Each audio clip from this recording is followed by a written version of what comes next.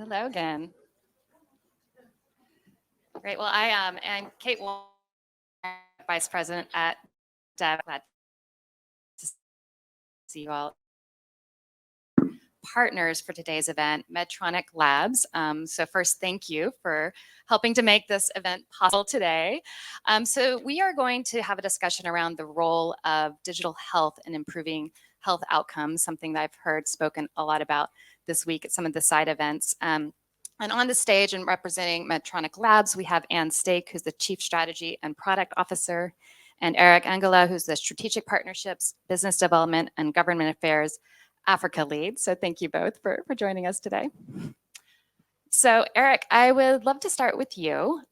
We've had a lot of conversations this week about the impact of COVID on non-communicable diseases and really the attention in health systems, resources, prioritization going towards the COVID response, seeing Ncds maybe deprioritized, seeing patients maybe afraid to go seek routine healthcare, meaning that they go undiagnosed or untreated for chronic issues like hypertension, diabetes. In your experience in Kenya and Ghana, how have you seen your country experience adapt to these changes? While also we've seen some real innovations in digital health too. So what has been the landscape in Kenya and Ghana that maybe we can learn from? Yeah, thank you so much, Kate, for that question. And indeed, the advent of COVID and even up to this point in time has resulted into a lot of innovations, endeavoring to address the issues of patients not being able to reach, care at the facilities. But let me start by even talking about the burden of Ncds, because that's, I think, where we should start from as we continuously advocate for attention, even as we still are in this pandemic. So if you look at the burden of Ncds continues to grow in Africa. And according to GBD, they record and they estimate that Ncds account for about 39% of all mortality in Kenya and about 46% in Ghana. And if you look at the growth by 2045, indeed, we should have that increase to about 134% increase in the burden of Ncds. If you look at the IDF report 2021 talks about specifically for diabetes 2.1% and in Kenya about 4%. Now, the challenge with Ncds, especially around COVID period, was the fact that majority of patients were afraid because of also misconception. And I'm talking in the context of, indeed, East Africa. We're afraid to go to the facilities because, you have diabetes, you go to the hospital, and then you get COVID, and then that becomes a problem. So as an organization, part of what we did as an exercise during this period was to really call patients one by one, and we called over 10,000 patients just to understand really what are the challenges that you face in these trying times. And it was interesting to really understand and to get to know that patients really travel distances just to access something as small as a blood pressure check.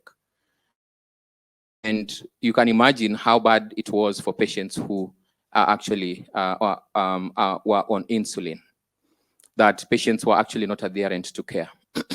And so for us as an organization, really what we learned was that we cannot afford for patients to continue receiving care at highest level facilities. One of the key learnings was that we needed to bring NCD care down to the primary care level and really to focus on the community, because that's where we are able to impact patients the most. And so as an organization, our interventions have been geared towards that and really looking at community-based approaches for both ability to screen, but also to link patients to care, upward referral, and then reverse referral. Thank you. Yeah, and I'd like to follow on at that point with you, Anne, and the importance of community level healthcare. And so how can digital health really help enable that? Yeah, absolutely. And first of all, thank you so much for listening to us in between the two high-level speakers today. But yeah, as Eric said, I mean, if if we're focused on achieving population health outcomes, we have to strengthen community-based healthcare delivery and primary care delivery first and foremost. I think it's said that 80% of health outcomes are determined outside the traditional walls of health facilities.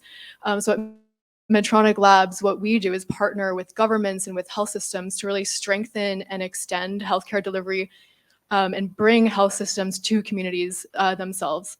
And we do this through designing digital technologies that work directly with health systems, as well as work with our field operations teams to make sure that we're actually able to screen patients directly in the communities, refer them into the facilities to ensure linkage between communities and health systems, and then close that linkage back into the communities through data-driven follow-ups.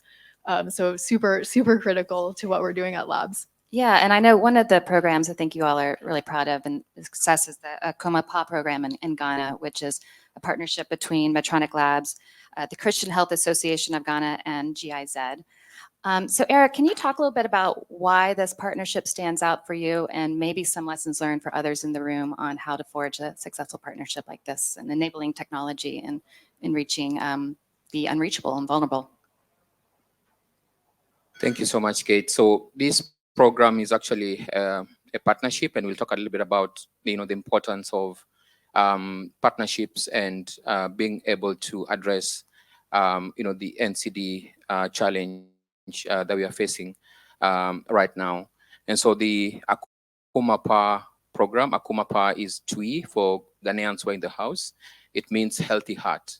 So essentially, the program was looking at being able to identify populations who have elevated readings, both high blood pressure as well as blood sugars, and being able to link them to care and then follow them up in the community and really work with the community health nurses. So the distinguishing element in this program is that one is patient-centric, really looking at addressing patient interaction with the health system at all points, and really addressing the patient's need when you look at the continuum of care from the community all the way to the facilities. The second thing is really this program is embedded in the health system. So it's not running parallel. It's not a trial. It is an actual implementation that impacting patient at all levels. And thirdly, the technology that we use is actually very user-driven, developed by the patients themselves and the communities, and allow my colleague Anne to speak a little bit about that technology and what's special about it. Yeah, sure. Thanks, Eric. I think the first thing that's really important about the work that we do is that design is really at the center of all of our work. So at Medtronic Labs, we have over 200 employees, 95% of whom are based in the countries where we work, including designers and technologists that work every day alongside patients, alongside nurses, clinicians, pharmacists, and Ministry of Health, as well as county governments in the case of Kenya, to really, design every single user experience, every single user interface directly with the stakeholders that we're serving. So in the end, the technology was not designed by us at all, but really designed by our stakeholders. And that's one of the reasons we think that in Kenya, the technology that we've developed called SPICE is now being adopted across the country as the standard of care for diabetes and hypertension through a partnership with funding from World Diabetes Foundation. And to maybe build on it a little bit to bring it to life, since we talked so high level at WHA, I'll explain the solution in a bit more detail. But essentially, we equip and we train community health workers to use our offline first mobile device and point of care diagnostics to screen patients directly in the communities for diabetes, hypertension, and a range of other diseases, refer them into the nearest health facility where they enroll. We also risk stratify the population so that we're able to actually bring some clinical intelligence to community health work.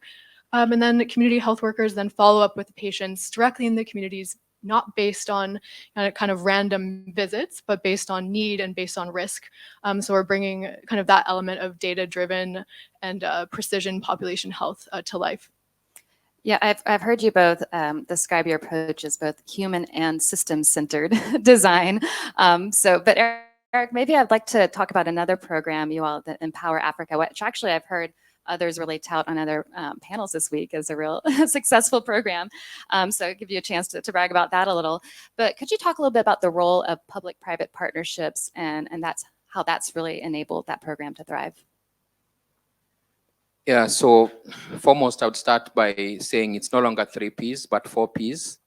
And the last P is actually about the patient, because we cannot purport to have a partnership that does not include the end user in mind. The patients are critical piece of this. We design the solutions for them. And so in Kenya, we have a program that is currently running, and we've been able to work through this with the Ministry of Health. And the focus has always been, how do we build health systems that are able to be sustainable at impact and impactful at scale, and solutions that are also replicable across the region. And so as an organization, PPPs are critical because NCD is a big problem. It's not for one single individual or one single organization to solve. This is something that requires a collective effort. Thank you. Yeah, and so Anne, following up on that, how do you develop digital tools that are contextualized, individualized, but also scalable? What are some pointers for those of us in the room? Yeah, great question. Yeah, I think before I was mentioning how important design is to our approach and how important both human-centered design but also system-centered design is. I think a lot of times we hear a lot of hype about, we have to design with and for patients, which we do, but we also can't forget the health system, because if you're not working directly with the Ministry of Health and designing systems that will actually help make decisions for those people that are positions, no one's going to take up that technology, even though maybe the patients love whatever it is that you're building. So we really focus on spending a lot of time with patients to ensure that we're driving towards better outcomes and designing both services and technologies that drive towards better outcomes, but then also spending time in Ministry of Health offices every single day, making sure that we're making technology choices that help them. So an example of that is, in Kenya, we've been working with them to redesign all of their paper-based tools and bring them into our platform. And through that exercise, we've actually revised all of those tools with them and are kind of shifting the thinking away from just, all of the typical survey-based tools that we see out there, where, a lot of the community health tools that are used are just surveys where you take data from households and maybe that data gets loaded up into DHIS2 sometimes, but it's not really leveraged by the health system. And what we're working on with many governments is actually making that data usable both by clinicians to actually drive better health outcomes, but then also by the ministry when they're planning around ordering supplies and commodities. That kind of comes together in an end-to-end model.